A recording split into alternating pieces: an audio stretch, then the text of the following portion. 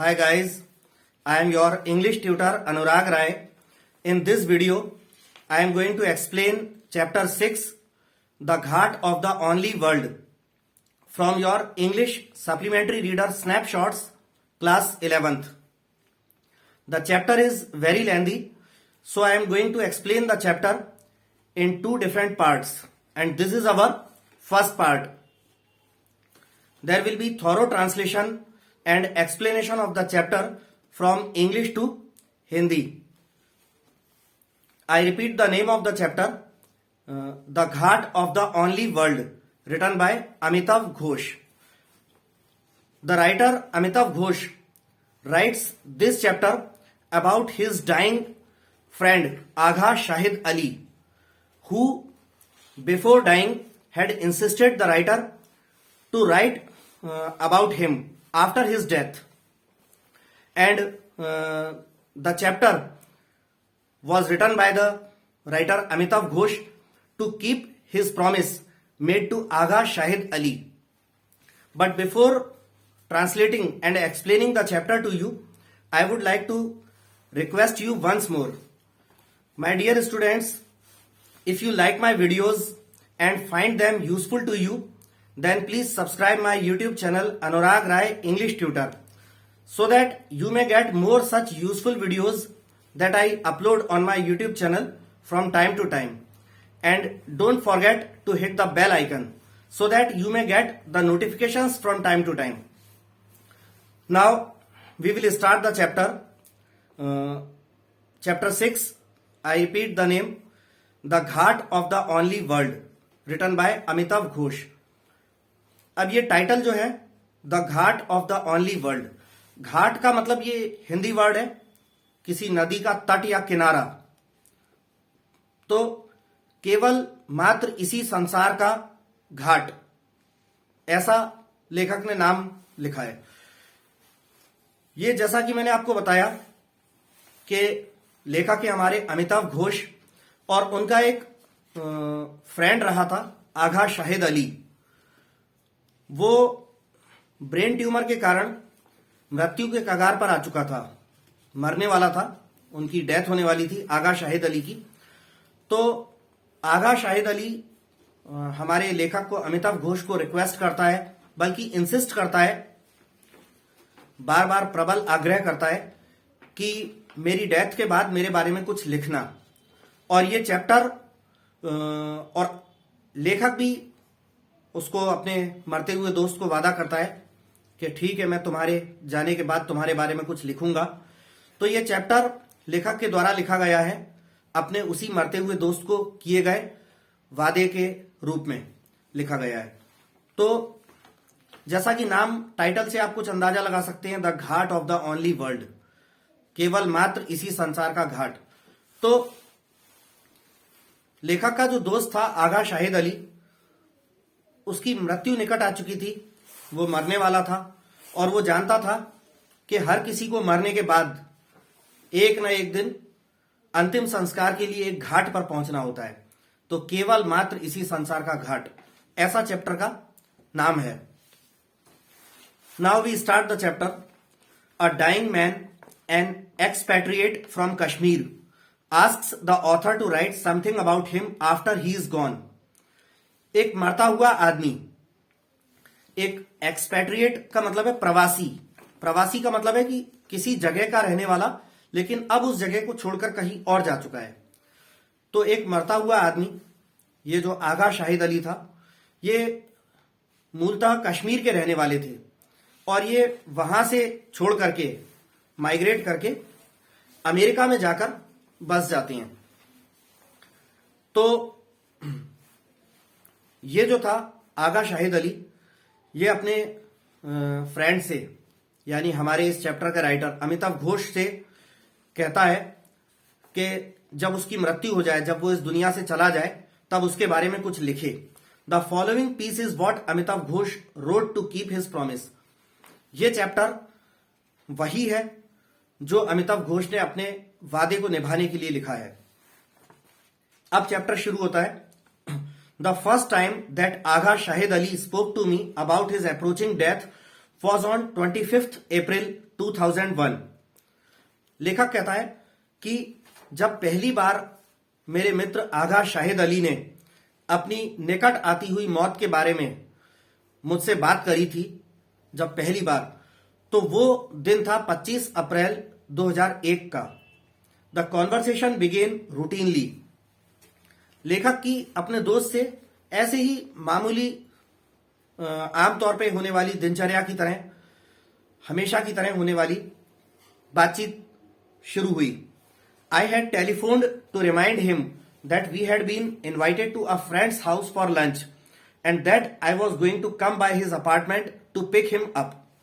लेखक बोलता है कि मैंने उसे, यानी आगा शाहिद अली को, मैंने उसे फोन लगाया ये ध्यान दिलाने के लिए, ये याद दिलाने के लिए कि उन्हें और मुझे, यानी आगा शाहिद अली को और मुझे, यानी लेखक को, अमिताभ घोष को, हम दोनों को एक फ्रेंड के यहां जाना था लंच के लिए. हमें वहां इनवाइट किया गया था. तो मैंने उसे रिमाइंड कराने के लिए, ध्यान दिलाने के लिए फोन लगाया और यह भी बताया कि मैं उसे लेने के लिए, लेखक बोलता है कि मैं उसे लेने के लिए, यानी आगा शाहिद अली को लेने के लिए, जहां वो रहता है जिस बिल्डिंग में, उस अपार्टमेंट के पास आने वाला हूं उसे लेने के लिए. Although he had been under treatment for cancer for some 14 months, Shahid was still on his feet and perfectly lucid. हालांकि शाहिद जो है पिछले 14 महीनों से अपना वो जो बीमारी थी, यानी ब्रेन ट्यूमर जो हो गया था, उसके लिए पिछले 14 महीने से अंडर ट्रीटमेंट चल रहा था, इलाज से गुजर रहा था. लेकिन फिर भी 14 महीने इलाज के बावजूद उस समय तक शाहिद जो है अच्छी तरह से अपने पैरों पर खड़ा था और पूरी तरह से ल्यूसिड माने स्पष्ट, यानी उसे सब कुछ समझ में आता था. सारी बातचीत, कौन क्या है, सब कुछ समझ में आता था. अपने पैरों पे सही सलामत उस समय तक खड़ा था. Except for occasional lapses of memory. बस कभी कभी मेमोरी जो है, मेमोरी में थोड़ी बहुत चूक हो जाती थी. कभी कभी वो कुछ चीजें या कुछ लोगों के नाम आदि कभी कभी भूल जाता था. इसके अलावा बाकी अपने पैरों पे सही खड़ा था और पूरी तरह से समझता था सारी बातें. I heard him thumbing through his engagement book and then suddenly he said, oh dear, I can't see a thing. तो लेखक कहता है कि मेरी उस वक्त फोन पे बात हो रही थी. मैंने आगा शाहिद अली को उनकी एंगेजमेंट बुक को जोर से ऐसे थप से, जो अपन बंद करें धम से, इस तरह से बंद करते हुए सुना. एंगेजमेंट बुक एक वो बुक होती है जिसमें लोग बाग जनरली अपने सारे शेड्यूल्स वगैरह नोट करते हैं कि उनको कब कब किस किस डेट्स में उनकी कोई मीटिंग है या कोई प्रोग्राम आदि है, तो ये सारा नोट करते हैं. तो उस बुक को ऐसे जो बंद करते हैं तो जो आवाज आती है वो करते हुए सुना. और फिर अचानक से फोन पर ही शाहिद अली ने लेखक से बोला कि ओ डियर, मुझे कुछ दिखाई नहीं दे रहा. There was a brief pause and then he added, I hope this doesn't mean that I am dying. थोड़ा सा संक्षिप्त शांति छा गई. फोन पर दोनों में से कोई भी कुछ नहीं बोला और फिर आगा शाहिद अली बोले कि मैं आशा करता हूं कि मैं ये जो मुझे अभी कुछ पल को दिखना बंद हो गया था, तो मैं आशा करता हूं कि अभी मैं मरने वाला तो नहीं हूं, ऐसा बोले. Although Shahid and I had talked a great deal over the last many weeks, I had never before heard him touch on the subject of death. लेखक बोल रहा है कि हालांकि शाहिद और मैंने पिछले कई सप्ताहों के दौरान अच्छी खासी बहुत सारी बातचीत करी थी, व्यक्तिगत रूप से आमने सामने मिलकर भी, फोन पर भी. पिछले कई सप्ताहों में हमारी बहुत बातचीत हुई थी, लेकिन मैंने आज से पहले कभी भी शाहिद को मृत्यु के विषय पर, मौत के सब्जेक्ट पर बात करते हुए नहीं सुना था. I did not know how to respond. His voice was completely at odds with the content of what he had just said, light to the point of jocularity. लेखक बोलता है कि मुझे समझ में नहीं आया कि मैं शाहिद की बात का कैसे जवाब दूं। यानी जब फोन पे उसने बोला था ना कि मुझे कुछ दिख नहीं रहा और मैं आशा करता हूं कि इसका अर्थ ये तो नहीं होगा कि मैं मरने वाला हूं, तो लेखक को समझ में नहीं आया। बोलता है कि मुझे समझ में नहीं आया मैं कैसे रिस्पॉन्ड करूं, कैसे जवाब दूं। शाहिद की आवाज जो है, जो उसने कहा अपनी मृत्यु के बारे में, उससे पूरी तरह से विपरीत नजर आ रही थी। यानी मृत्यु की बात होती है तो आदमी गंभीर हो जाता है, काफी सीरियस हो जाता है, दुखी हो जाता है। लेकिन जिस तरीके से शाहिद ने कहा कि हास्य वाले अंदाज में ये कहा था कि ओ डियर मुझे कुछ दिख नहीं रहा, तो कहीं ऐसा तो नहीं है कि कहीं मैं मरने वाला हूं, मैं आशा करता हूं कि शायद मैं मरने वाला तो नहीं हूं, ऐसा उसने हास्य वाले अंदाज में कहा। तो शाहिद की आवाज, जो विषय या सामग्री मृत्यु की जो बात करी, आवाज उसकी हास्य वाले अंदाज में थी। उस विषय से जो उसने बोला उससे बिल्कुल अंतर या अलग आवाज थी। आई मम्बल्ड समथिंग इनॉक्यूअस।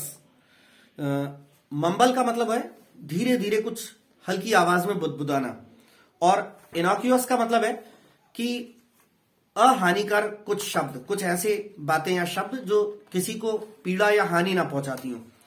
तो लेखक ने कुछ फोन पर ही हल्का सा धीरे धीरे से अपने मन में ही, अपने आप में ही कुछ बुदबुदाया अहानिकर। जैसे सपोज मुझे कोई, मेरा फ्रेंड कोई फोन पर बताए कि उसकी मृत्यु आ रही है, और मैं ये सुनकर कुछ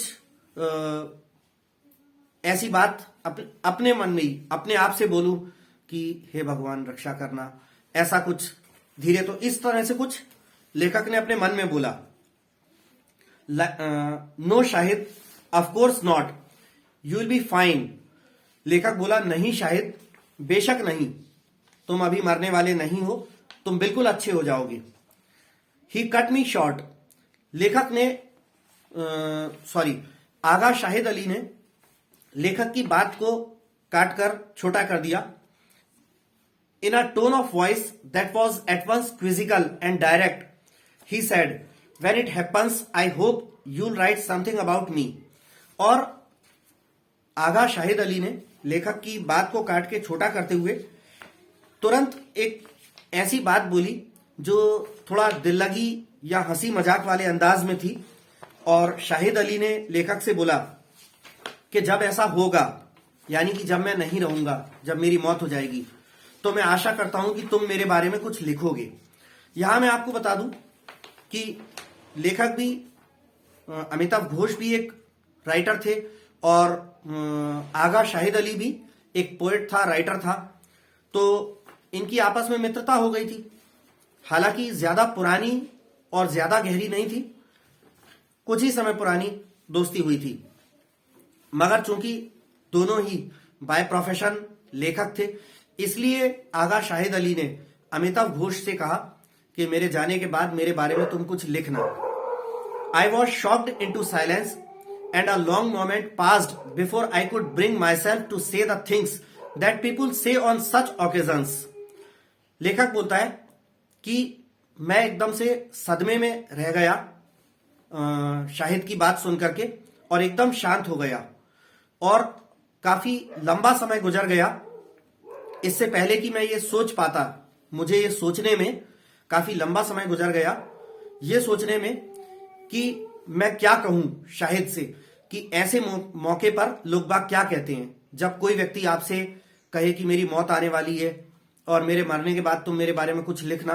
तो ऐसे व्यक्ति पे, ऐसे मौके पर लोग क्या कहते हैं, ये सोचने में काफी समय लग गया लेखक को। Shahid, you will be fine, you have to be strong. लेखक ने कहा कि शाहिद तुम अच्छे हो जाओगे, बस तुम्हें स्ट्रांग होना पड़ेगा, तुम्हें मजबूत होना होगा। From the window of my study I could see a corner of the building in which he lived some 8 blocks away.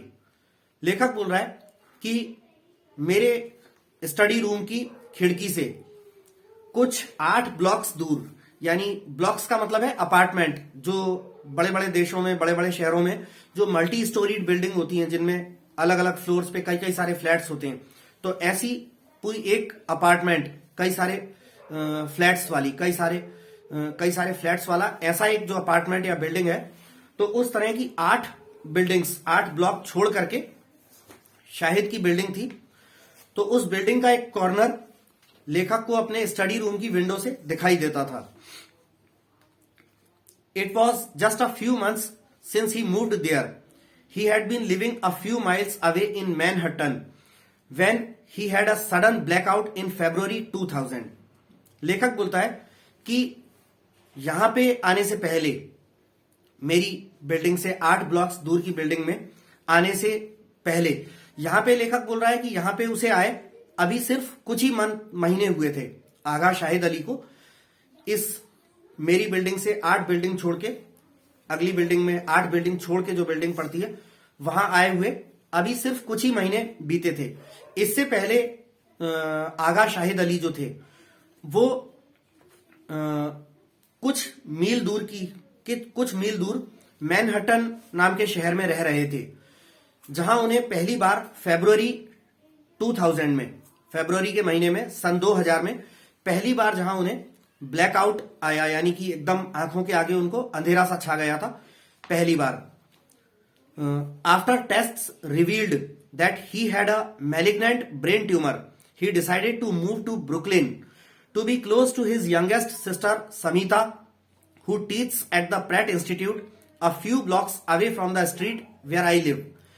तो लेखक बोलता है कि फिर फरवरी 2000 में जब शाहिद को पहली बार ब्लैकआउट आया, आंखों के आगे एकदम अंधेरा सा छा गया, तब फिर उन्होंने अपनी जांच करवाई, टेस्ट हुए कई सारे। तो टेस्ट में ये बात का खुलासा हुआ, उजागर हुआ कि शाहिद को एक बहुत ही घातक ब्रेन ट्यूमर हो गया था। जो ब्रेन के ऊपर जो ट्यूमर हो जाता है, फोड़ा जो हो जाता है, तो ब्रेन ट्यूमर घातक किस्म का शाहिद को हो गया था। और फिर उसी के बाद शाहिद ने मैनहट्टन को छोड़कर यहां जहां लेखक रहता था ब्रुकलिन आने का निर्णय किया।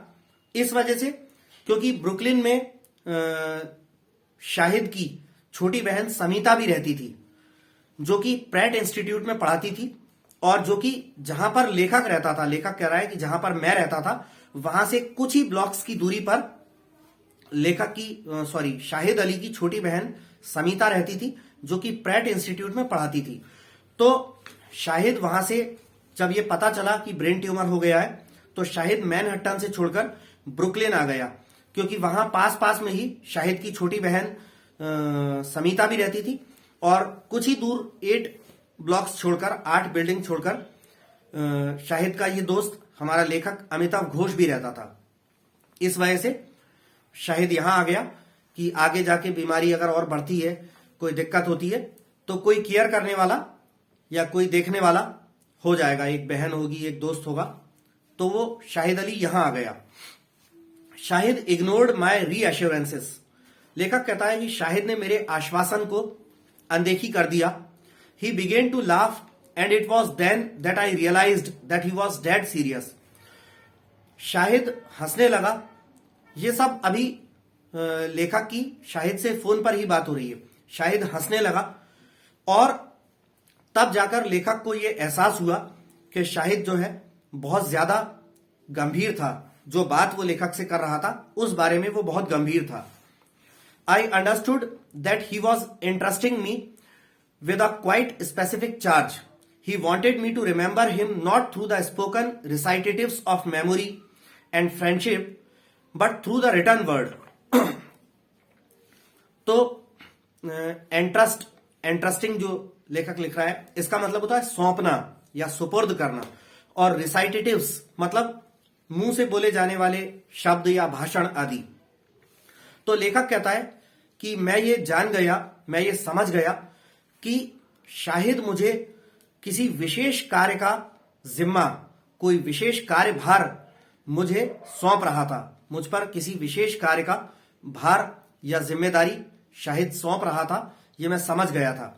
शाहिद चाहता था कि मैं उसे जो है सिर्फ बातचीत या शब्दों के दौरान के माध्यम से शब्दों या बोलचाल या बातचीत के माध्यम से या सिर्फ दोस्ती के माध्यम से ना याद रखूं, बल्कि मैं या अन्य लोग उसे कुछ लिखे हुए रिटर्न शब्दों के माध्यम से याद रखें।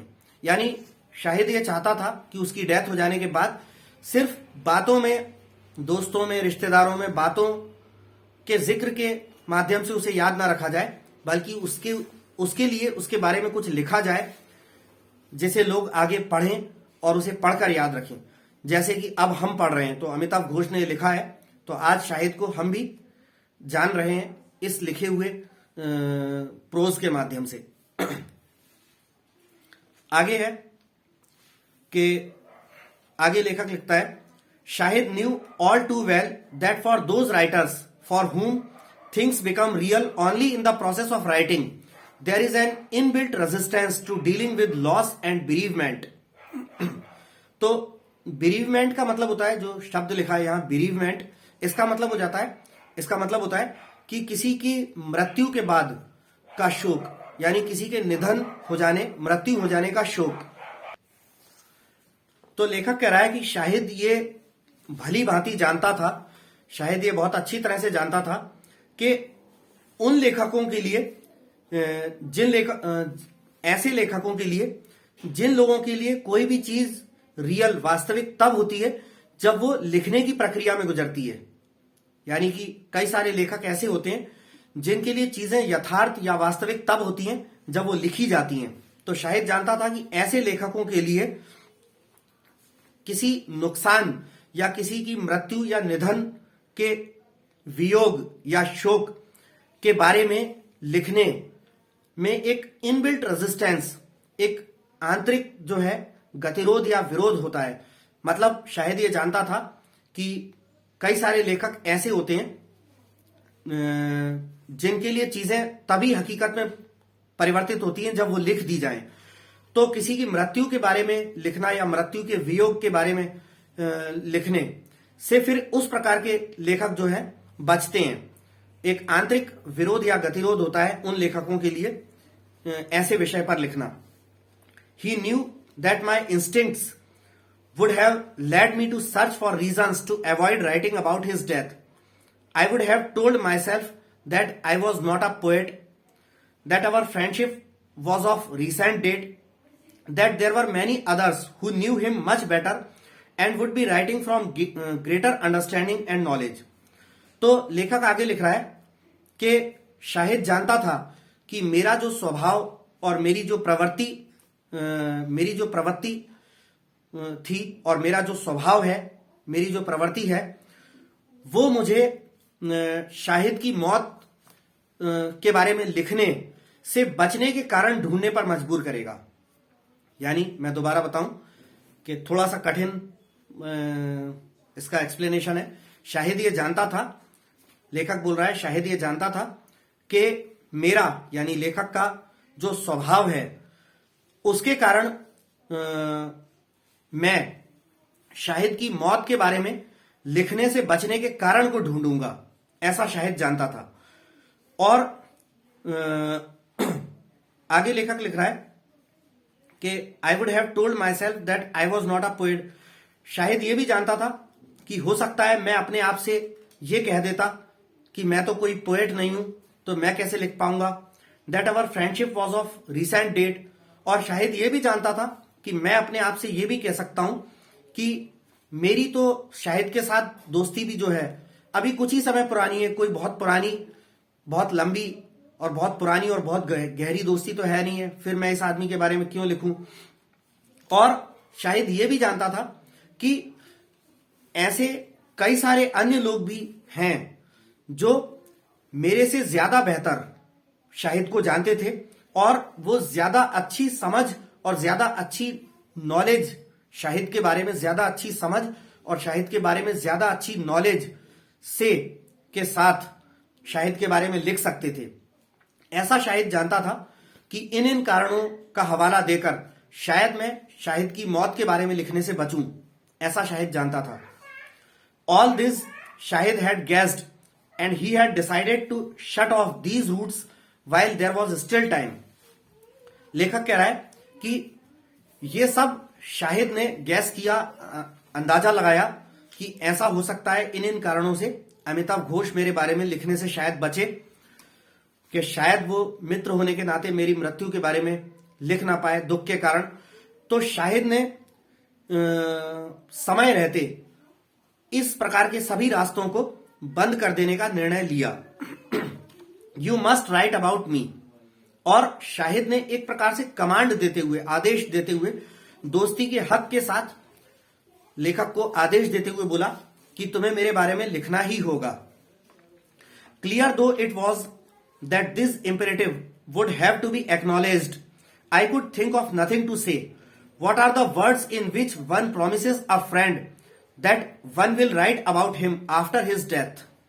लेखक बोल रहा है कि अब ये बिल्कुल साफ हो चुका था, ये एकदम क्लियर हो चुका था कि इस आदेश को, शाहिद का ये आदेश कि मुझे उसके बारे में, उसकी मौत के बारे में लिखना ही होगा, अब इस आदेश को स्वीकार करना ही होगा।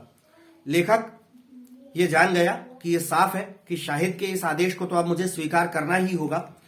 तो मैं कुछ नहीं सोच पाया कि मैं क्या कहूं, किन शब्दों के साथ मैं एक ऐसे दोस्त को वादा करूं, एक ऐसे दोस्त को वादा करना कि हां भाई मैं तुम्हारी डेथ के बारे में लिखूंगा। तो लेखक सोच रहा है कि मैं वो शब्द नहीं सोच पा रहा था जिन शब्दों से एक मरते हुए दोस्त को मैं वादा कर पाऊं कि हां मैं तुम्हारी मौत के बारे में लिखूंगा। Finally I said, Shahid I will, I do the best I can. अंततः मैंने कहा कि शाहिद हां मैं करूंगा, मेरे से जितना अच्छा हो पाएगा उतना अच्छा मैं करूंगा। तो अंततः लेखक अमिताभ घोष ने अपने मरते हुए दोस्त आगा शाहिद अली को प्रॉमिस किया कि ठीक है मैं तुम्हारे जाने के बाद तुम्हारे बारे में लिखूंगा। By the end of the conversation, I knew exactly what I had to do. लेखक कहता है कि फोन पर मेरी बातचीत शाहिद अली से खत्म होने के तुरंत बाद मैं जान गया कि बिल्कुल ठीक ठीक मुझे क्या करना है। I picked up my pen, noted the date and wrote down everything I remembered of that conversation.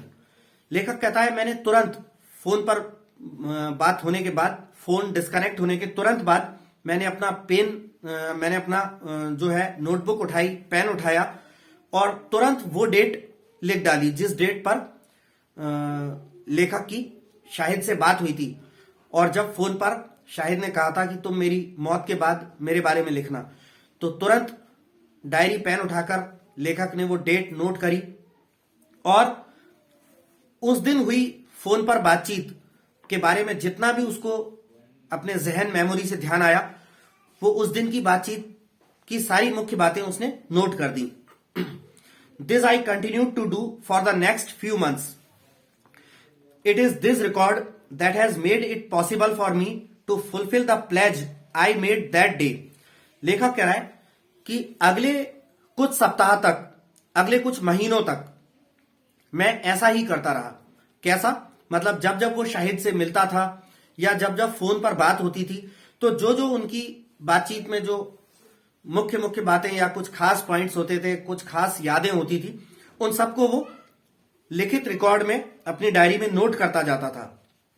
और जिसके कारण, इसी के कारण लेखक बोलता है कि इसी के कारण ये शाहिद से किया गया मेरा वादा, उस दिन जो मैंने कसम ली कि शाहिद के जाने के बाद मैं लिखूंगा, इन्हीं बातों के कारण पूरा हो पाया।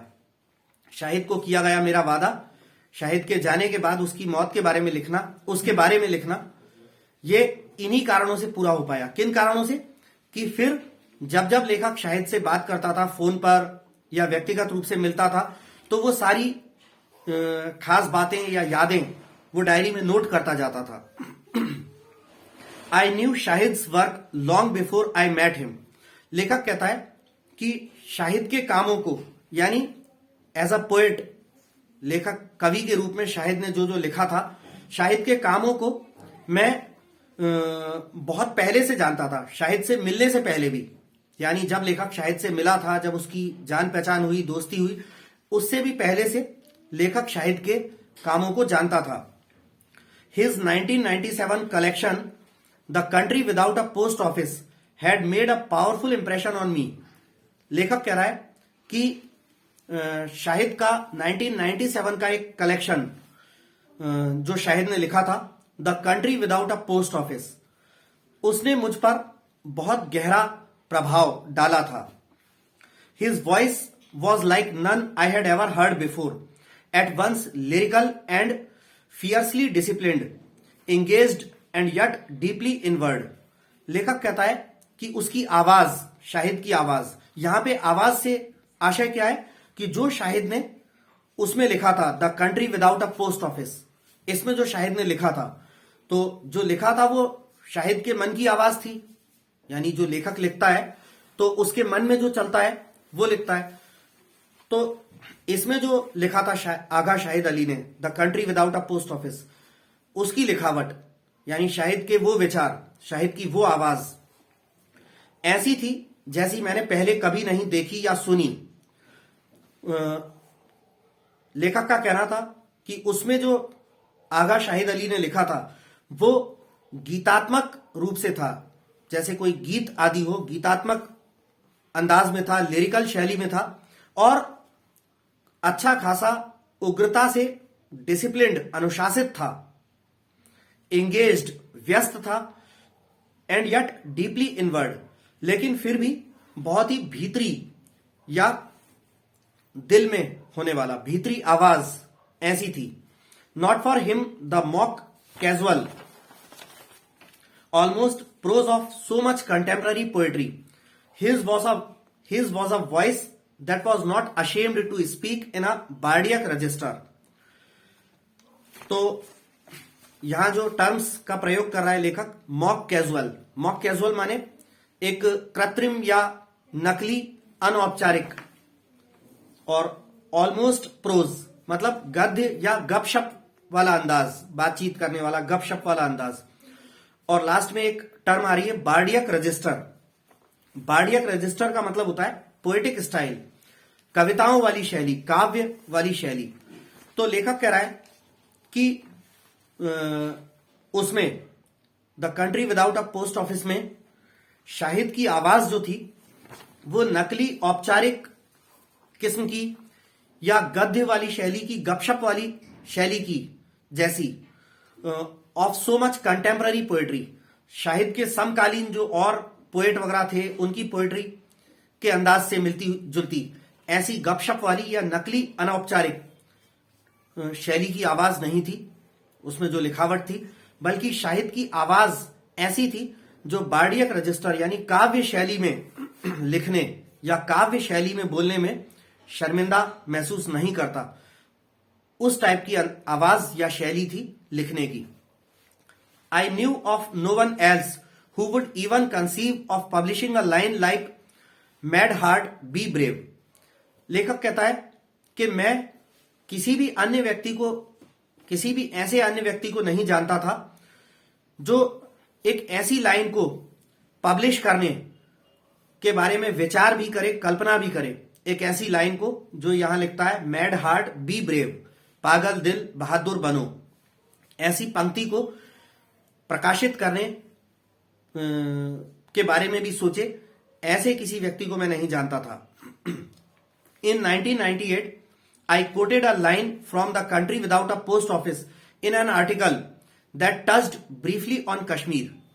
लेखक कह रहा है कि मैंने सन 1998 में, 1998 में शाहिद का लिखा हुआ जो रिटर्न वर्क था the country without a post office, उसमें से एक लाइन को, एक पंक्ति को मैंने कोट किया था एक अखबार के एक आर्टिकल में शाहिद की जो लिखावट थी the country without a post office, उसमें से एक लाइन लेखक ने अपने एक आर्टिकल में कोट करी थी जो कि संक्षिप्त रूप से कश्मीर के बारे में थी, कश्मीर को टच करती थी, कश्मीर के बारे में थी. At the time all I knew about Shahid was that he was from Srinagar and had studied in Delhi. उस समय जब 1998 में लेखक ने शाहिद की written work the country without a post office में से एक लाइन निकाल करके अखबार में कोट करी थी। तो उस समय के बारे में लेखक बताता है कि उस समय जो कुछ भी मैं शाहिद के बारे में जानता था वो बस इतना कि शाहिद जो था वो श्रीनगर से बिलोंग करता था, श्रीनगर का रहने वाला था और दिल्ली में पढ़ता था।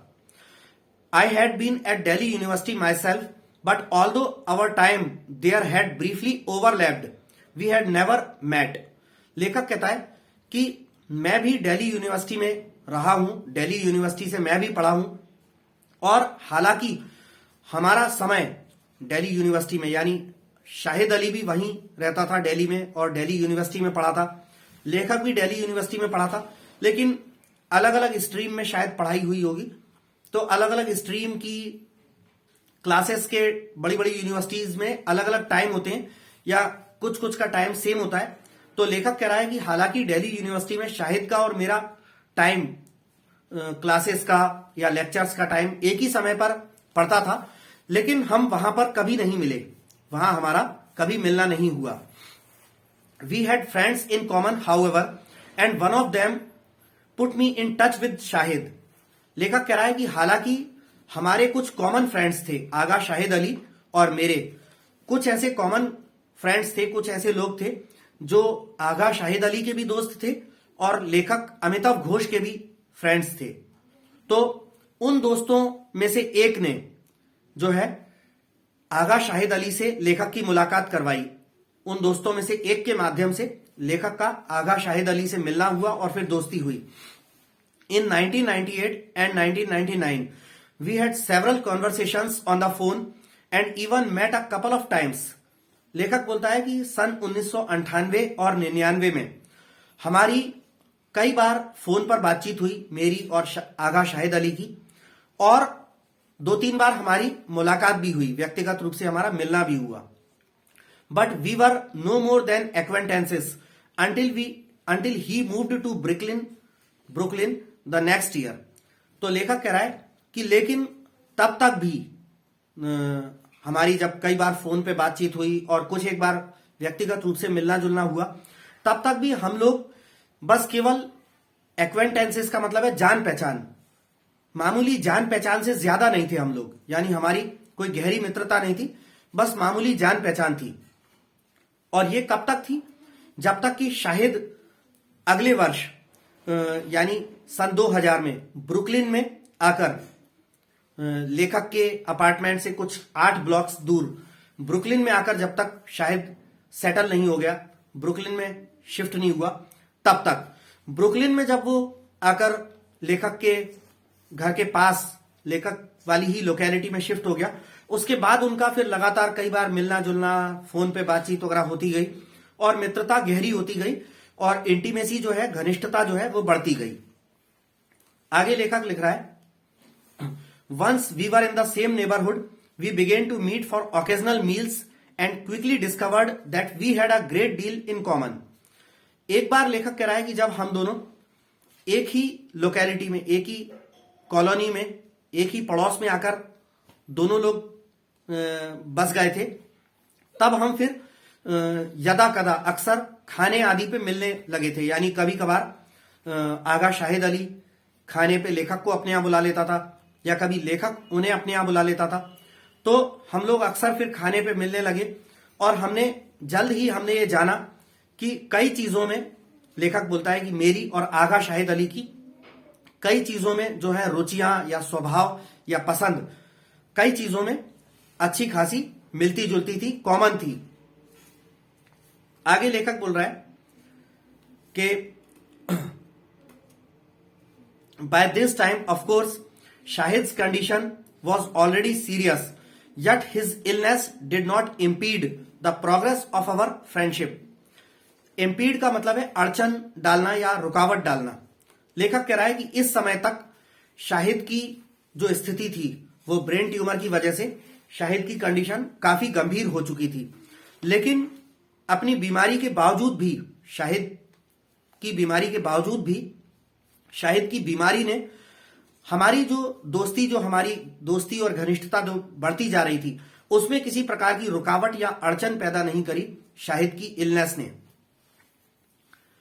We found that we had a huge roster of common friends in India, America and elsewhere. लेखक बोल रहा है कि हमने ये पाया कि हमारे पास एक बड़ी लंबी मित्रों की सूची थी, कॉमन फ्रेंड्स की, जो कि इंडिया में थे, अमेरिका में थे या कहीं और किसी अन्य जगहों पर, यानी इंडिया में, अमेरिका में, अन्य कहीं जगहों पर कई सारे ऐसे लोग थे। ये उन लोगों ने पाया, लेखक ने और शाहिद अली ने, कि इंडिया, अमेरिका और कई जगह पे कई सारे ऐसे लोग थे जो उन दोनों के दोस्त थे, कॉमन फ्रेंड्स थे दोनों के। We discovered a shared love of rogan josh, Roshan Ara Begum and Kishore Kumar. आगे लेखक लिख रहा है कि हम दोनों समान रूप से रोगन जोश जो है मटन की एक डिश होती है, बकरे या भेड़ के मांस की मटन की एक डिश होती है रोगन जोश, जो कश्मीरी, जिसका ओरिजिन जो है, उद्गम जो है कश्मीर रहा है। तो कश्मीर की बड़ी फेमस डिश होती है मटन की रोगन जोश। तो ये दोनों ही रोगन जोश डिश को बराबर से बहुत ज्यादा पसंद करते थे। रोशन आरा बेगम की गजलें आदि सुनना दोनों ही पसंद करते थे और किशोर कुमार के गीत ये दोनों को ही बराबर से पसंद थे। A mutual indifference to cricket and an equal attachment to old Bombay films. और क्रिकेट के प्रति ये दोनों ही जो है उदासीन थे या विरक्त थे। मतलब लेखक अमिताभ घोष और आगा शाहिद अली दोनों को ही क्रिकेट पसंद नहीं था, लेकिन दोनों को ही पुरानी बम्बैया फिल्में, बॉम्बे की, बॉलीवुड की फिल्म्स, दोनों को ही पुराने जमाने की बॉलीवुड फिल्म्स दोनों को ही बराबर से पसंद थी। तो काफी सारी बातें और रुचियां, स्वभाव इन दोनों का मिलता जुलता था। Because of Shahid's condition, even the most trivial exchanges had a special charge and urgency. लेखक बोल रहा है कि शाहिद की जो हालत थी उसके कारण बहुत मामूली या तुच्छ सी बातों का आदान प्रदान या मुलाकात जो होती थी, शाहिद की कंडीशन के कारण बहुत छोटी मोटी तुच्छ या मामूली सी मुलाकातों में भी बहुत ही अच्छा खासा जोशो खरोश, उत्साह भरा रहता था। छोटी छोटी मुलाकातों में भी अच्छा खासा जोश और उत्साह रहता था। The inescapable poignance of talking about food and half forgotten figures from the past with a man who knew himself to be dying was multiplied। आगे लेखक कह रहा है कि खाने के बारे में, भोजन खाने की तरह तरह की डिशेस के बारे में और अतीत के झरोकों से भुला दिए गए भूले बिसरे लोगों के बारे में बातचीत करना, भोजन के बारे में बातचीत करना, मार्मिक बातें और अतीत के झरोकों से भूले बिसरे लोगों के बारे में मार्मिक बातें करना, ये बहुत ही अपरिहार्य हो गया था। ऐसा हो गया था जिसे टाला नहीं जा पाता था। और इस तरह की बातें बढ़ती जाती थी, भोजन के बारे में और पुराने भूले बिसरे लोगों के बारे में बातचीत, ये इनकी बढ़ती चली गई हर मुलाकातों के साथ साथ। इन this instance by the knowledge that this man, ये भी है कि एक ऐसे आदमी के साथ ये बातें, भोजन के बारे में, खाने के बारे में और भूले बिसरे लोगों के बारे में, ये बातें एक ऐसे आदमी के साथ लेखक कह रहा है कि बढ़ती गई, जो आदमी जानता था कि वो मृत्यु के कगार पर आ गया है, जो कुछ ही समय में मरने वाला था। In this instance by the knowledge that this man was also a poet who had achieved greatness, perhaps the only such that I shall ever know as a friend. लेखक कह रहा है इस स्थिति में, इस जानकारी या ज्ञान के साथ कि ये आदमी आगा शाहिद अली ये भी एक कवि था और उसने कवि के रूप में एक बड़ी महानता प्राप्त कर ली थी, शायद मैं अकेला एक ऐसा व्यक्ति था जो इस आदमी को, आगा शाहिद अली को मित्र के रूप में जानता था। आगे लेखक कहता है, one afternoon the writer Suketu Mehta who also lives in Brooklyn joined us for lunch। एक दोपहर, लेखक बोल रहा है कि इन लोगों का एक और फ्रेंड था, राइटर सुकेतु मेहता, जो आगा शाहिद अली और लेखक अमिताभ घोष दोनों का ही दोस्त था, जो कि ब्रुकलिन में ही रहता था, वो इनके साथ लंच पर शामिल हुआ। सुकेतु मेहता भी लंच पर आगा शाहिद अली और लेखक अमिताभ घोष के साथ शामिल हुआ। Together we hatched a plan for an adda, by definition a gathering that has no agenda other than conviviality. अड्डा शब्द जो लेखक लिख रहा है, ये अड्डा एक हिंदी भाषा का शब्द होता है।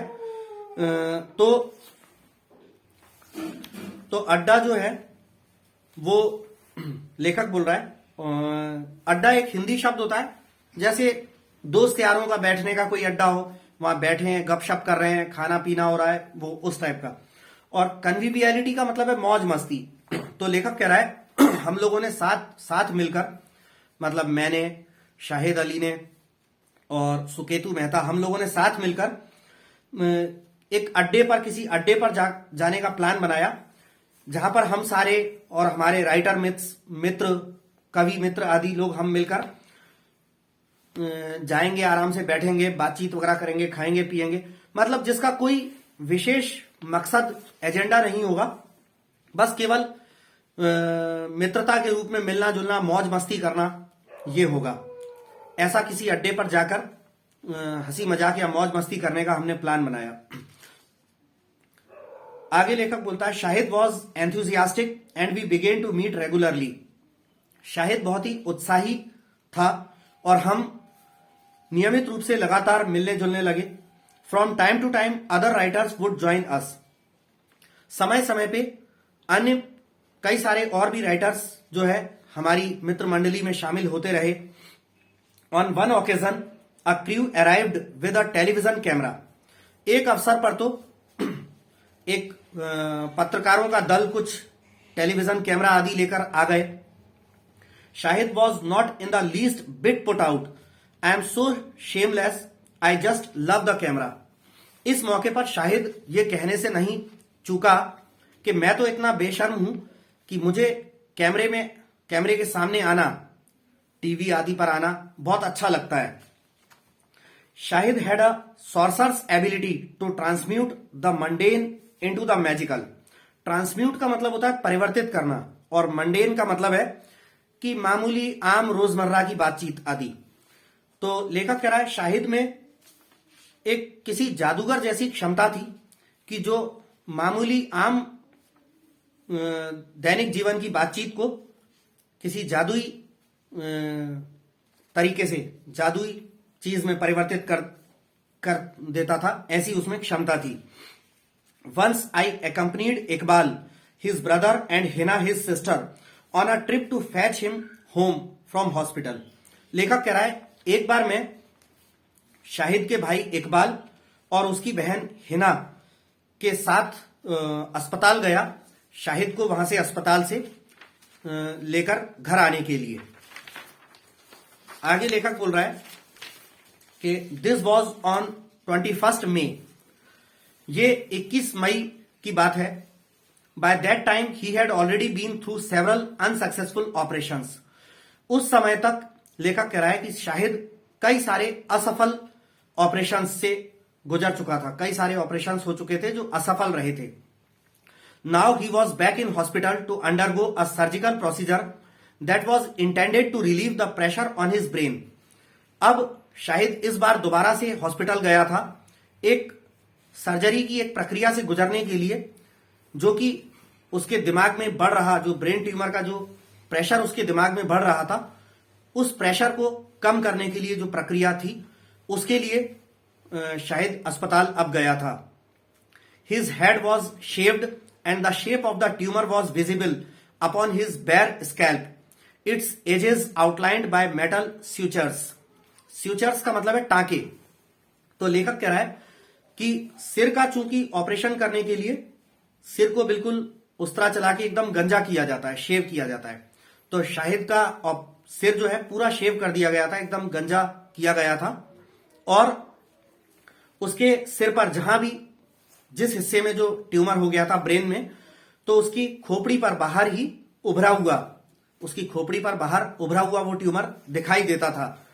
और उस ट्यूमर के किनारे किनारों पर धातु के धागे से बने हुए टांके लगे हुए थे। When it was time to leave the ward, a blue uniformed hospital escort arrived with a wheelchair.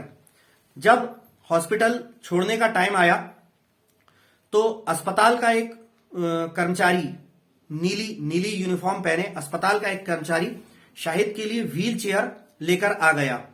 Shahid waved him away declaring that he was strong enough to walk out of the hospital on his own. Shahid ने अस्पताल के उस कर्मचारी को जो wheel chair लेकर आया था उसे हाथ के इशारे से हट जाने को, चले जाने को कहा, क्योंकि शाहिद का ऐसा मानना था कि वो कम से कम इतनी शरीर में उसकी इतनी तो ताकत थी कि वो अपने खुद के पैरों से पर चलकर अस्पताल से बाहर जा सके। इसलिए उसने अस्पताल के उस नीली यूनिफॉर्म पहने कर्मचारी को हाथ हिलाकर हट जाने को बोला। आगे है, but he was groggier than he had thought and his knees buckled after no more than a few steps. Groggier का मतलब है मदहोश या जैसे किसी पे बेहोशी सी छाना, और बकल्ड माने झुक जाना। लेकिन शाहिद जो है अपने पैरों पर चलकर जाने तो लगा, लेकिन उसके सिर पर थोड़ा बेहोशी सी छाने लगी और कुछ ही कदम चलने के बाद उसके घुटने जवाब दे गए, उसके घुटने लड़खड़ाने लगे और वो लगभग गिरने सा लगा। Iqbal went running off to bring back the wheelchair while the rest of us stood in the corridor holding him upright. Iqbal दौड़कर वापस अस्पताल के उस जो कर्मचारी जो व्हील चेयर लाया था, तो इकबाल दौड़कर वापस से व्हील चेयर लाने के लिए गया, जबकि बाकी हम लोग, लेखक कह रहा है कि मैं और शाहिद की बहन हिना, हम लोग वहां दोनों साइड से कंधों से हाथों से शाहिद को सीधा पकड़कर खड़े रहे, उसे गिरने से बचाने के लिए सीधे पकड़े, अपराइट पकड़े हुए खड़े रहे। At that moment leaning against the chairless hospital wall a kind of rapture descended on Shahid. तभी उसी पल शाहिद जो है अस्पताल की दीवार से टिककर खड़ा हुआ था और ये दोनों उसे गिरने से बचाने के लिए, शाहिद की बहन हिना और लेखक अमिताभ घोष उसे पकड़े हुए थे गिरने से बचाने के लिए। शाहिद दीवार से टिका हुआ था। तभी शाहिद की मनोदशा पर एक प्रकार से हर्ष या खुशी उसके मनोदशा पर हावी हो गई, एक प्रकार से खुशी उसके जहन में आई। When the hospital orderly returned with the wheelchair, Shahid gave him a beaming smile and asked where he was from. जब अस्पताल का वो अर्दली या वो चपरासी जो ब्लू यूनिफॉर्म में जो व्हील चेयर वापस लेकर आया, तो शाहिद उसे देखकर खिलकर, अपने चेहरे पर रंगत के साथ खिलकर मुस्कुराते हुए शाहिद ने उसे देखा और उससे पूछा कि वो कहां का रहने वाला था। Ecuador, the man said, and Shahid clapped his hands gleefully together. Spanish, he cried at the top of his voice. I always wanted to learn Spanish just to read Lorca. जब उस आदमी ने, अस्पताल का वो व्हील चेयर लाने वाला जो चपरासी या अर्दली था, जब उस आदमी ने शाहिद को बताया कि वो इक्वाडोर का रहने वाला था, तो शाहिद ने अपने हाथों से ताली बजाई और बड़े ही प्रसन्नता पूर्वक अपनी एकदम तेज आवाज में शाहिद ने बोला, अरे वाह, स्पेनिश, स्पेन के रहने वाले हो। मैं हमेशा से स्पेनिश भाषा सीखना चाहता था। शाहिद ने उस आदमी से बोला कि मैं हमेशा से स्पेनिश भाषा जो है सीखना चाहता था, सिर्फ लॉर्सा को पढ़ने के लिए। लॉर्सा जो है स्पेन देश का एक बहुत ही फेमस पोएट और ड्रामेटिस्ट था, एक बहुत ही प्रसिद्ध कवि और नाटककार था लॉर्सा। तो लॉर्सा को पढ़ने के लिए, था या थी, शायद लेडी हो, नाम से अभी हम नहीं समझ पा रहे हैं लॉर्सा से कि वो पुरुष रहा होगा या महिला।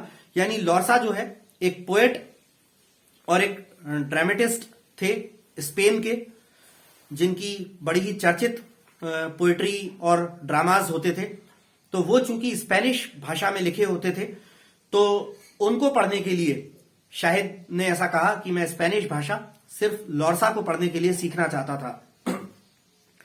Shahid's gregariousness had no limit. There was never an evening when there wasn't a party in his living room। Gregariousness का मतलब होता है मिलनसारिता, यानी लोगों से घुलने मिलने की क्षमता। शाहिद की मिलनसारिता की कोई सीमा नहीं थी। ऐसी कोई भी शाम नहीं होती थी जब शाहिद के बैठक में, ड्राइंग रूम में दोस्तों का, मिलने जुलने वाले लोगों का जमघट या जमावड़ा ना लगा रहता हो। ऐसी कोई शाम नहीं होती थी। I love it that so many people are there, he told me once। एक बार शाहिद ने मुझे बताया कि मुझे ये बहुत पसंद है कि लोग बाग यहां आते हैं मुझसे मिलने जुलने, ये मुझे बहुत पसंद है। I love it that people come and there is always food। मुझे ये भी बहुत पसंद है कि लोग बाग आते हैं और हमेशा यहां पर खाने पीने को होता है। हम लोग खाते पीते हैं, जब भी मतलब मुलाकात होती है तो खाने पीने के साथ होती है। यानी शाहिद हमेशा खाने पीने का प्रबंध करता था, जो कोई भी लोग उसके यहां मिलने जुलने आते थे उनके लिए। I love this spirit of festivity, it means that I don't have time to be depressed. और शाहिद ये भी बताता था कि ये फेस्टिविटी माने उत्सव जैसा माहौल मुझे बहुत पसंद है। इसका यह मतलब है कि मेरे पास हताश होने का बिल्कुल भी समय नहीं था। His apartment was a spacious and Airy split level on the 7th floor of a newly renovated building. लेखक बोल रहा है कि शाहिद का जो अपार्टमेंट था, उसका जो फ्लैट था, वो एक नई दोबारा से रेनोवेट हुई, जिसका जीर्णोद्धार का काम हुआ, रेनोवेशन का, दोबारा से नवीनीकरण का एक नया ताजा काम हुए एक बिल्डिंग के 7वें माले पर, 7वें फ्लोर पर रहता था, जो कि काफी हवादार, अच्छा हवादार जिसके सारे फ्लैट्स थे। There was a cavernous study on the top floor and a wide terrace that provided a magnificent view of the Manhattan skyline across the East River. Cavernous का मतलब है गुफा जैसा। लेखक कह रहा है कि उस बिल्डिंग के टॉप फ्लोर पर एक कोई गुफा जैसा जो है स्टडी रूम टाइप का बना हुआ था और एक खुला बहुत चौड़ी सी छत थी, जहां से Manhattan skyline across the East river, जहां से कह रहे हैं कि मैनहट्टन का पूर्व नदी के पार का, मैनहट्टन शहर में ईस्ट रिवर के उस पार का स्काईलाइन, पूरा आसमानी और उस पार का पूरा दृश्य दिखाई देता था। Shahid loved this view of the Brooklyn waterfront slipping like a ghat into the East River under the glittering lights of Manhattan। आगे लेखक कह रहा है कि मैनहट्टन शहर की जगमगाती झिलमिलाती रोशनी में ब्रुकलिन शहर का ब्रुकलिन वाटरफ्रंट, गिरता हुआ झरना। तो लेखक कह रहा है कि शाहिद को मैनहट्टन शहर की झिलमिलाती हुई, जगमगाती हुई रोशनी में ब्रुकलिन का गिरता हुआ झरना, जो कि ईस्ट रिवर में जाकर गिरता था, वो शाहिद को बहुत अच्छा लगता था और वो उसे किसी घाट की तरह लगता था। The journey from the foyer to Shahid's building to his door was a voyage between continents. On the way up the rich fragrance of rogan josh and haak would invade the dour grey interior of the elevator. आगे लेखक बोल रहा है, ये जो foyer शब्द लिखा है FOYER, फोयर माने बड़ा सा प्रवेश मार्ग, और वोएज माने समुद्री यात्रा। आगे जो हाक शब्द लिख रहा है, वो हाक जो है कश्मीरी भाषा में साग को कहते हैं, पत्ते वाले जो साग वगैरह बनते हैं, सरसों का साग आदि, भाजी, कुछ लोग उसे भाजी भी बोलते हैं, भाजी या साग को कश्मीर में हाक बोलते हैं। तो लेखक बोल रहा है कि शाहिद की बिल्डिंग से लेकर शाहिद के फ्लैट तक पहुंचने तक का जो लंबा सा बड़ा सा जो रास्ता था, वो मानो ऐसा लगता था कि जैसे दो महाद्वीपों के बीच कोई समुद्री यात्रा, समुद्री मार्ग हो, समुद्री यात्रा जैसा लगता था। ये एक उसमें बोल रहा है, तो हास्य वाले, ह्यूमर वाले अंदाज में लेखक बोल रहा है कि शाहिद की बिल्डिंग में घुसने से लेकर वो बड़ा सा लंबा सा रास्ता जो शाहिद के फ्लैट तक जाता था, वो रास्ता दो महाद्वीपों के बीच का कोई बड़ा सा समुद्री रास्ता, समुद्री यात्रा जैसा लगता था। और ऊपर तक जाते हुए लेखक कह रहा है कि वो जो ग्रे एलिवेटर जो थी, एलिवेटर माने लिफ्ट, तो लिफ्ट का अंदर का जो ग्रे कलर का खाकी या धूसर जैसे रंग का जो इंटीरियर था, रूखा और ग्रे कलर का जो इंटीरियर था, उस तक में, लिफ्ट तक में शाहिद के फ्लैट में, शाहिद के किचन में बनते हुए रोगन जोश या साग आदि जो शाहिद के किचन में बनता था, तो उसकी खुशबू जो है नीचे से जो ऊपर की तरफ लिफ्ट जाती थी, शाहिद जो है 7th फ्लोर पे रहता था, तो नीचे से ऊपर तक जो लिफ्ट जाती थी, तो शाहिद की किचन से आने वाली रोगन जोश या साग की खुशबू उस लिफ्ट तक में आती थी, घुस जाती थी। Against the background of the songs and voices there were always echoing that were always echoing out of his apartment. Even the ringing of the doorbell had an oddly musical sound. तो लेखक कहता है कि against the background of the songs and voices that were always echoing out of his apartment, even the ringing of the doorbell had an oddly musical sound. कि लेखक कह रहा है कि जब हम फ्लैट पर पहुंच जाते थे और बाहर जो घंटी डोरबेल बजाते थे, तो अंदर से जो लोगों की गपशप करने की बातचीत की आवाज या गाने की आवाज, गाना मतलब अंदर जो लोग बाग हैं वो अगर गाने वाने गा रहे हैं, शाहिद या मिलने जुलने वाले कोई लोग गाने गा रहे हैं, या फिर किसी टीवी या टेप आदि पे कोई गाना लगाओ, वो आवाजें या शाहिद के फ्लैट से बाहर को आने वाली लोगों की बातचीत की आवाजें जो आती थी, उन आवाजों के विपरीत वो जो घंटी जो बजती थी, उसका जो म्यूजिकल साउंड जो है बड़ा अजीब तरीके का सुनाई देता था, क्योंकि उसके म्यूजिकल साउंड के अलावा अंदर से लोगों के हंसने की, बातों की, गानों की आवाजें भी आती रहती थी। ऐसा लेखक बोलता है। Suddenly Shahid would appear flinging open the door, releasing a great cloud of hing into the frosty New York air. Oh how nice, he would cry, clapping his hands, how nice that you come to see your little Muslim. आगे लेखक कहता है कि घंटी की आवाज, जब हम घंटी बजाते थे तो घंटी की आवाज सुनकर शाहिद एकदम से दरवाजा खोलते हुए बाहर को प्रकट होता था, और जैसे ही वो दरवाजा खोलता था तो न्यूयॉर्क की इस बर्फीली ठंडी हवा में हींग की खुशबू फैल जाती थी। दरवाजा खुलते ही अंदर जो खाना वाना बनता था तो हींग वगैरह उसमें डलती थी, साग में या रोगन जोश में। तो जैसे ही दरवाजा शाहिद खोलता तो न्यूयॉर्क की ठंडी बर्फीली हवा में हींग की खुशबू घुल जाती थी, और शाहिद बड़े ही प्रसन्नता पूर्वक इन लोगों का अभिवादन करता, कैसे कह के, अरे वाह, और अपने हाथों से बढ़िया अच्छी तरह से ताली बजाते हुए कहता, अरे वाह, कितना अच्छा हुआ कि आप लोग आ गए अपने इस नन्हे मुस्लिम दोस्त से मिलने। आगे लेखक बोल रहा है, invariably there would be some half dozen or more people gathered inside, poets, students, writers, relatives, and in the kitchen someone would always be cooking or making tea.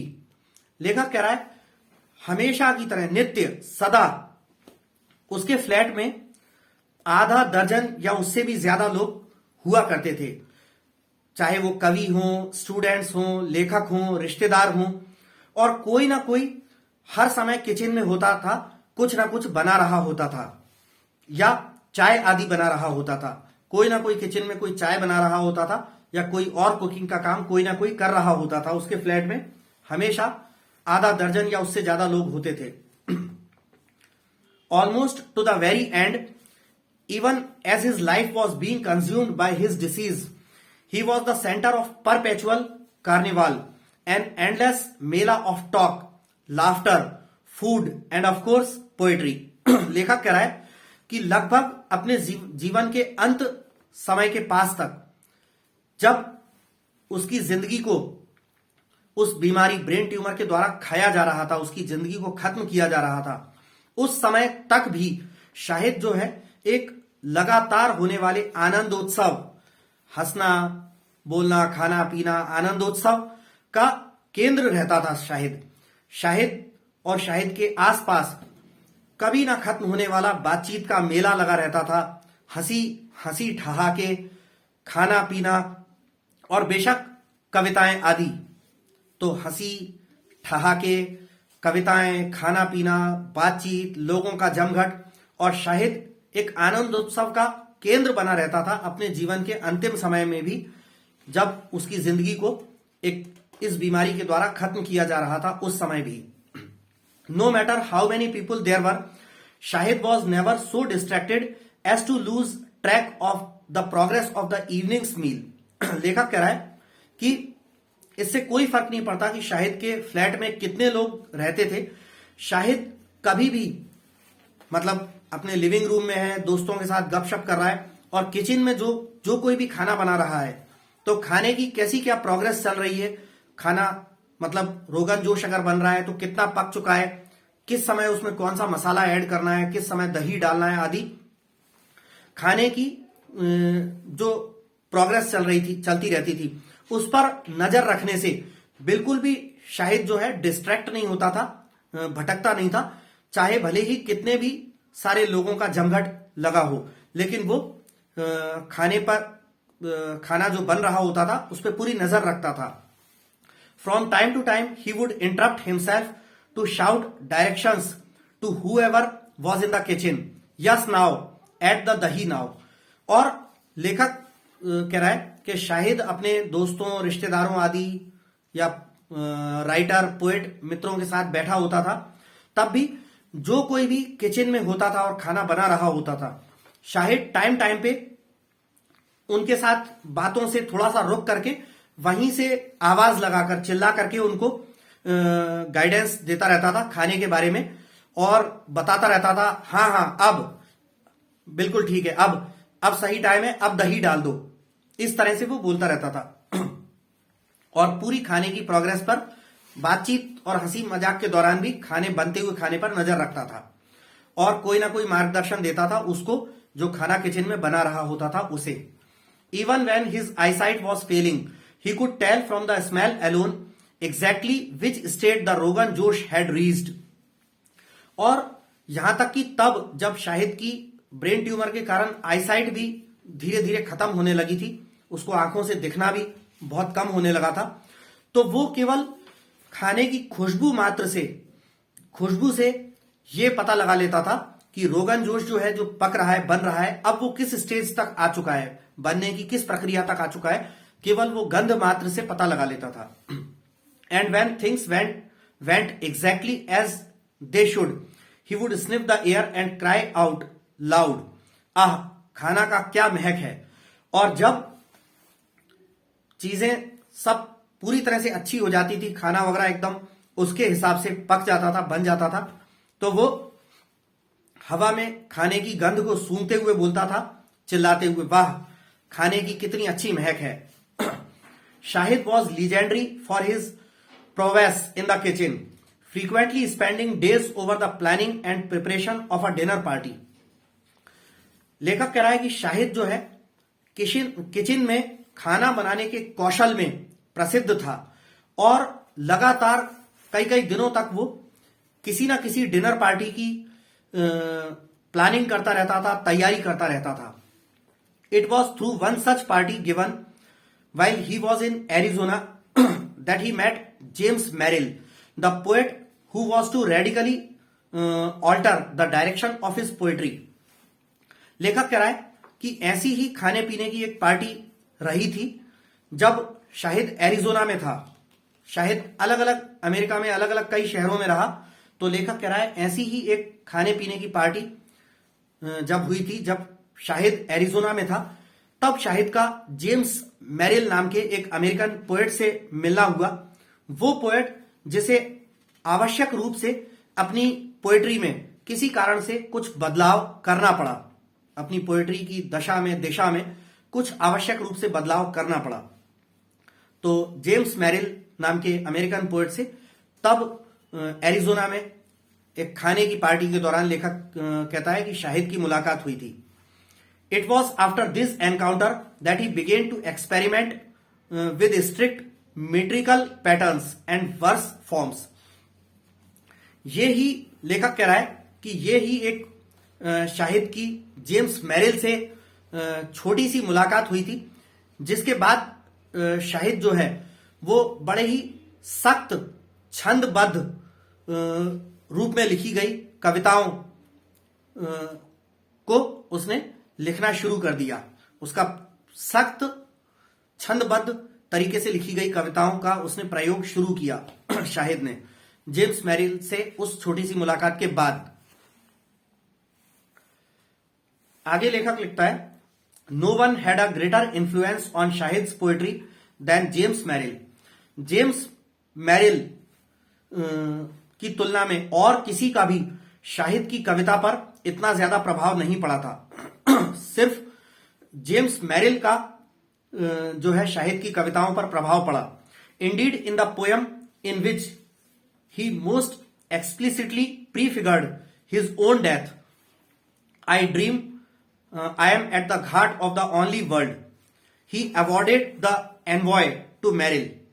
तो लेखक कहता है कि वास्तव में यह कविता जिसमें शाहिद ने सबसे ज्यादा स्पष्ट तरीके से अपनी खुद की मृत्यु की पहले से ही झलक दिखा दी थी इस कविता में। कौन सी?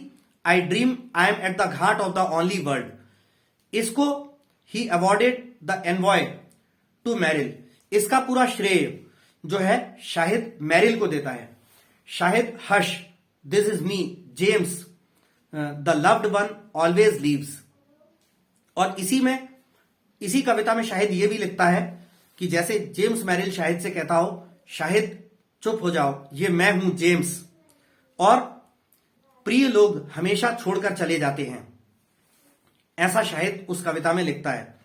आगे लेखक कह रहा है, Shahid placed great store on authenticity and एग्जैक्टिट्यूड in cooking and would tolerate no deviation from traditional methods and recipes. For those who took shortcuts, he had only pity. लेखक कह रहा है कि शाहिद जो है खाना बनाने के मामले में जो परंपरागत जो विधियां हैं या तरीके हैं, परंपरागत जो रेसिपीज हैं, पाक कला है या परंपरागत जो विधियां हैं खाना बनाने के मामले में, उनसे अलग हटकर कुछ अलग एक्सपेरिमेंट करके कोई अलग स्टाइल से बनाना, इसको शाहिद बिल्कुल भी बर्दाश्त नहीं करता था। और खाना बनाने के मामले में वो बिल्कुल प्रामाणिकता और सटीकपन को पसंद करता था शाहिद। और वे लोग जो खाना बनाने में शॉर्ट ट्रिक्स आदि का प्रयोग करते हैं, कई होती है शॉर्ट ट्रिक्स, जैसे नॉनवेज की बात करें तो कुछ लोग उसको खुले बर्तन में ही कम आंच पर भून कर बहुत देर तक पकाते हैं, और कुछ लोग जल्दी पका देने के लिए कुकर में डाल के जल्दी से 3-4 सीटी दे देते हैं, तो वो शॉर्ट ट्रिक होती है। तो ये कह रहे हैं कि शाहिद जो है खाना बनाने में बिल्कुल प्रामाणिकता या सटीकपन को सबसे विशेष महत्व देता था, और खाना बनाने की जो पाक कला की जो विधियां हैं उसके परंपरागत विधियों से अलग हटना बिल्कुल भी पसंद नहीं करता था, बिल्कुल भी बर्दाश्त नहीं करता था। और जो लोग खाना बनाने में शॉर्ट ट्रिक्स अपनाते थे उनके लिए शाहिद सिर्फ दया भाव रखता था। He had a special passion for the food of his region, one variant of it in particular Kashmiri food in the Pandit style. लेखक कह रहा है कि शाहिद को विशेष तौर पे, खास तौर पे शाहिद की प्रबल लालसा होती थी अपने क्षेत्र कश्मीर के भोजन के बारे में। और ऐसा ही एक विशेष कश्मीरी भोजन जो शाहिद पसंद करता था वो क्या होता था? Kashmiri food in the Pandit style. Pandit style में कश्मीरी भोजन। I asked him once why this was so important to him and he explained that it was because of a recurrent dream in which all the pandits had vanished from the valley of Kashmir and their food had become extinct. लेखक कह रहा है कि एक बार मैंने शाहिद से पूछा कि शाहिद के लिए ये इतना महत्वपूर्ण क्यों है Kashmiri food in the Pandit style, Pandit style में कश्मीरी भोजन, ये शाहिद के लिए इतना महत्वपूर्ण क्यों है। और शाहिद ने मुझे समझाया कि ऐसा शाहिद को बार बार आने वाले एक सपने की वजह से है, जिसमें वो शाहिद देखता है कि कश्मीर घाटी से सारे पंडित लोग गायब हो चुके हैं और उनका भोजन भी पंडित स्टाइल में, पंडितों का भोजन भी विलुप्त हो चुका है और सारे पंडित भी कश्मीर घाटी से गायब हो चुके हैं। ऐसा शाहिद को बार बार सपना आता था। ये शाहिद इस तरह से लेखक को एक्सप्लेन करता है। This was a nightmare that haunted him and he return to it again and again in his conversation and his poetry. ये एक लेखक कह रहा है कि ये एक बहुत बुरा भयानक सपना था जो शाहिद को बार बार आता रहता था, और शाहिद इस सपने में दिखने वाली चीजें, कौन सा सपना कि कश्मीर घाटी से सारे पंडित गायब हो चुके हैं और उनका भोजन भी खत्म हो चुका है, ये शाहिद को बार बार ये भयानक सपना आता था। और इसके बारे में शाहिद जो है जिक्र करता था अपनी बातों में भी और अपनी पोएट्री, अपनी कविताओं में भी। At a certain point I lost track of you. तो ऐसी ही एक कविता शाहिद ने लिखी होगी जिसमें इस तरह की लाइनें लिखी हैं कि एक निश्चित समय पर मैं तुम्हारा पता भूल गया। एक निश्चित समय पर मैं तुम्हारी खोज या तुम्हारा अता पता भूल गया। You needed me, you needed to perfect me. तुम्हें मेरी जरूरत थी, तुम्हें मुझे पूर्ण करने की जरूरत थी। In your absence you polished me into the enemy. अपनी अनुपस्थिति में तुमने मुझे अपना दुश्मन बना लिया। Your history gets in the way of my memory. तुम्हारा इतिहास मेरी यादों से गुजरता है। I am everything you lost. मैं हर वो चीज हूं जो तुमने खो दी है। योर परफेक्ट एनिमी, तुम्हारा पूर्ण शत्रु। Your memory gets in the way of my memory. तुम्हारी यादगार मेरी यादों से गुजरती है। There is nothing to forgive.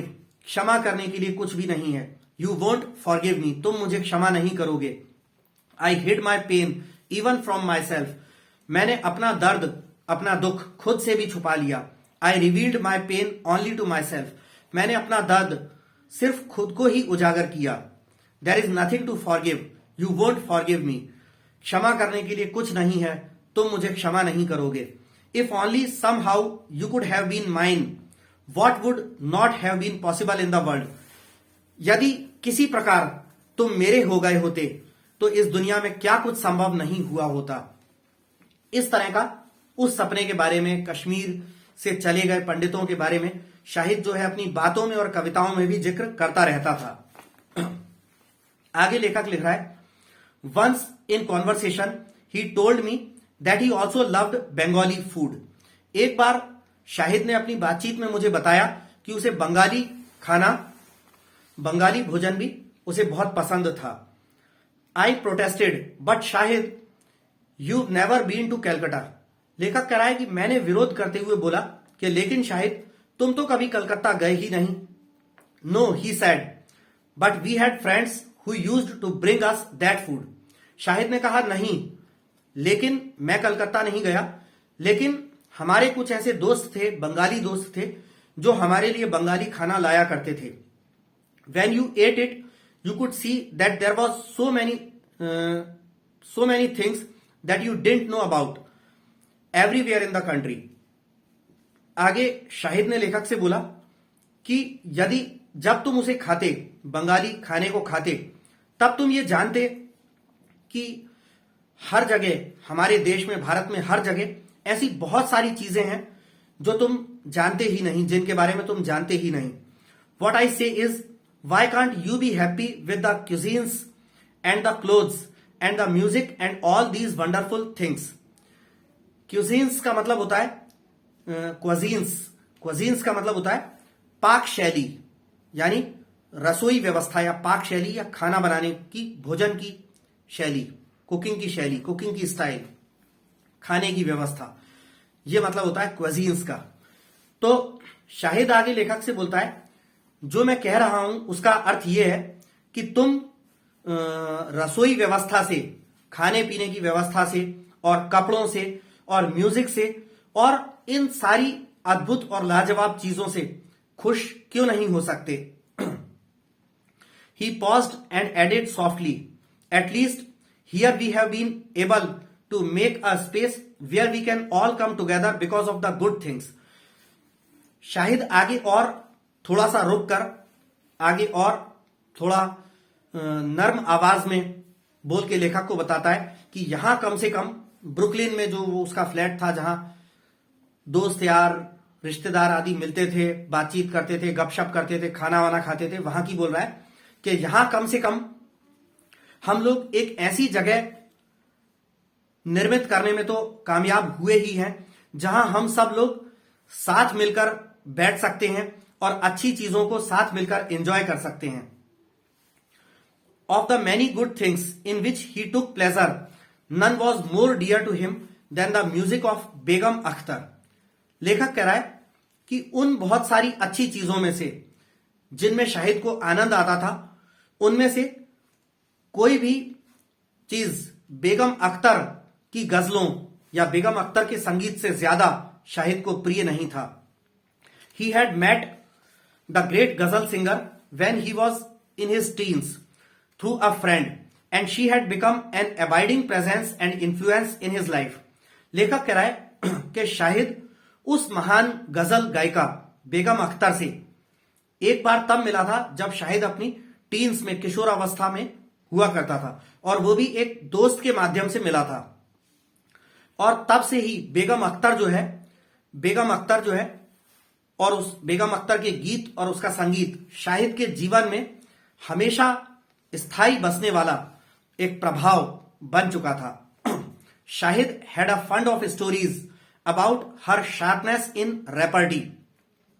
Shahid के पास बेगम अख्तर की रेपर्टी का मतलब है हाजिर जवाबी. शाहिद के पास बेगम अख्तर की हाजिर जवाबी की जो पैनापन होता है, तीक्ष्णता, उसके बारे में बहुत सारी शाहिद के पास कहानियां थी, कहानियों का स्टॉक था बेगम अख्तर की हाजिर जवाबी की तीक्ष्णता या पैनेपन के बारे में. Shahid was himself no mean practitioner of repartee. लेखक कह रहा है कि शाहिद खुद भी कम हाजिर जवाबी में शाहिद खुद भी कम नहीं था. On one famous occasion at Barcelona airport he was stopped by a security guard just as he was about to board a plane. लेखक कह रहा है कि हाजिर जवाबी के ऐसे ही एक बड़े ही चर्चित अवसर पर, वो चर्चित अवसर तब घटित हुआ जब शाहिद बार्सिलोना एयरपोर्ट पर था, और ठीक तब जब शाहिद प्लेन में चढ़ने वाला था, उसे वहां बार्सिलोना एयरपोर्ट की एक सिक्योरिटी गार्ड के द्वारा रोक लिया गया सिक्योरिटी चेकिंग के लिए. The guard, a woman, asked what do you do. वो जो गार्ड थी एक महिला थी, उसने शाहिद से पूछा कि आप क्या करते हैं. I am a poet, Shahid answered. Shahid ने जवाब दिया कि मैं एक कवि हूं. What were you doing in Spain. तो ये बार्सिलोना जो है वो स्पेन में था. तो उस सिक्योरिटी गार्ड ने शाहिद से पूछा कि आप स्पेन में क्या कर रहे थे. Writing poetry. शाहिद ने हाजिर जवाबी से रेपर्टी में जवाब दिया कि कविता लिख रहा था, पोएट्री लिख रहा था. No matter. अब शाहिद के जवाब भी बिल्कुल हाजिर जवाबी वाले हैं. जब गार्ड ने पूछा कि आप क्या करते हो, शाहिद ने कहा मैं पोएट हूं. गार्ड ने पूछा आप स्पेन में क्या कर रहे थे, कविताएं लिख रहा था. No matter what the question, Shahid worked poetry into his answer. इससे कोई फर्क नहीं पड़ता कि उसका प्रश्न क्या था, शाहिद जो है अपने उत्तरों में पोएट्री डाल देता था, पोएट्री वाले अंदाज में जवाब देता था. Finally the exasperated woman asked. Exasperated का मतलब है हताश. तो अंततः उस हताश महिला ने, वो सिक्योरिटी गार्ड ने, जो शाहिद के जवाबों से हताश हो गई, उसने अंततः पूछा are you carrying anything that could be dangerous to the other passengers. तो उसने पूछा क्या आप अपने साथ कुछ ऐसी चीज ले जा रहे हो जो दूसरे यात्रियों के लिए हानिकारक हो सकती है, घातक हो सकती है. At this Shahid clapped a hand on his chest and cried only my heart. इस प्रश्न पर, जो गार्ड ने प्रश्न पूछा शाहिद से कि क्या आप अपने साथ कोई ऐसी चीज ले जा रहे हो जो दूसरे पैसेंजर्स के लिए घातक हो सकती है। इस पर शाहिद ने तुरंत हाजिर जवाबी के साथ अपने दिल पर, अपने चेस्ट पर हाथ ठोकते हुए ऐसे बोला, सिर्फ अपना दिल, यानी मैं अपने साथ सिर्फ अपना दिल ले जा रहा हूं। This was one of his great Wildean moments and it was to the occasion the poem Barcelona airport. ये थोड़ा सा मिसप्रिंट है, पढ़ने में गलत ढंग से नहीं आ रहा, मैं इसको दोबारा पढ़ देता हूं ये line. This was one of his great Wildean moments and it was to occasion the poem Barcelona airport. ये कह रहे हैं कि ये शाहिद के जीवन का एक बहुत ही उन्मत्त, शाहिद के जीवन का एक बहुत ही उन्मत्त क्षणों में से एक क्षण रहा था। यानी कि उन्मत्त का मतलब है कि जब प्रसन्नता और आवेग काफी ज्यादा हो, ऐसे उन्मत्त क्षणों में से एक था, जिसके कारण ही शाहिद ने वो पोयम लिखी बार्सिलोना एयरपोर्ट। उस एयरपोर्ट पर जो घटना घटित हुई उससे शाहिद को एक अवसर मिला, एक क्लू या हिंट मिली बार्सिलोना एयरपोर्ट पोयम लिखने के लिए। He treasured these moments, I long for people to give me an opportunity to answer questions he told me once. लेखक कहता है शाहिद ने इन पलों को सहेज कर, अपने दिल में इन पलों को सहेज कर, संजो कर रखा। शाहिद ने एक बार मुझे बताया, लेखक कहता है एक बार शाहिद ने मुझे बताया, I long for people to give me an opportunity to answer questions, कि मैं इस बात के लिए तरसता हूं कि लोग बाग अपने प्रश्नों के माध्यम से मुझे उत्तर देने का अवसर दें, इसके लिए मैं तरसता हूं। On 7th May I had the good fortune to be with him when one such opportunity presented itself. लेखक कह रहा है कि ऐसा ही एक अच्छा अवसर जब उपस्थित हुआ। कैसा अवसर? कि जब कोई व्यक्ति प्रश्न पूछकर शाहिद को उत्तर देने के अवसर प्रदान करे, तो ऐसे ही एक अच्छे अवसरों में से एक अवसर जब उपस्थित हुआ, तो ऐसे खुशनुमा भाग्यशाली समय पर 7 मई का वो दिन था जब मैं शाहिद के साथ था। तो स्टूडेंट्स, ये हमारा फर्स्ट पार्ट यहीं तक है। इसके बाद का जो लेखक जो स्टोरी लिखता है वो मैं आपको जल्दी ही अपना सेकंड पार्ट का वीडियो बनाकर जल्दी ही अपने YouTube चैनल पर अपलोड करूंगा। तब तक आप इस पार्ट को स्टडी कीजिए, और जो मैंने जो रीडिंग करके जो इसका ट्रांसलेशन किया और एक्सप्लेनेशन किया, इसको देखते समय आप भी अपनी बुक खोल के रखिएगा और मेरे साथ साथ रीडिंग करके आप भी पढ़ते चलिएगा, जिससे आपको ये चैप्टर ज्यादा अच्छी तरह से समझ में आए। So once more I request you my dear students to subscribe my YouTube channel Anurag Rai English tutor, and please don't forget to hit the bell icon. Thank you very much.